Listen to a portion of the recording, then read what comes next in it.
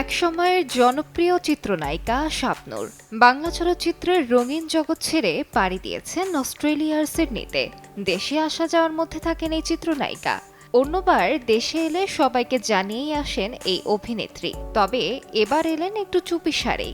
খানিকটা লুকিয়ে এসে আবার চলেও গিয়েছেন তিনি। কিন্তু কেন এই চুপিসারে আসা?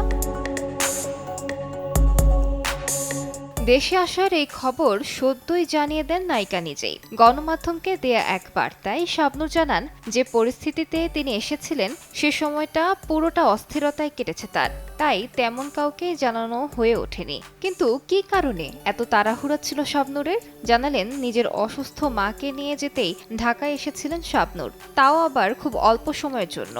মাত্র ৮ ঘন্টা ঢাকায় অবস্থান করেন এই নায়িকা। শাবনূর বলেন, আম্মা বিভিন্ন শারীরিক সমস্যায় ভুগছিলেন। ঢাকার বড় বড় হাসপাতালে বিশেষজ্ঞ চিকিৎসকদের দেখিয়েছেন, তাতে কাজ হয়নি। আম্মার অসুস্থতা আরও বাড়তে থাকে। আম্মার নিউমোনিয়া হয়েছে, এমন অবস্থা হয়েছিল আম্মা কথা বলার মতো শক্তি হারিয়ে ফেলছেন। আমি সেদিন রাতেই অনেক কষ্টে টিকিট পেয়ে যাই, একা এক কাপড়েই রওনা হই।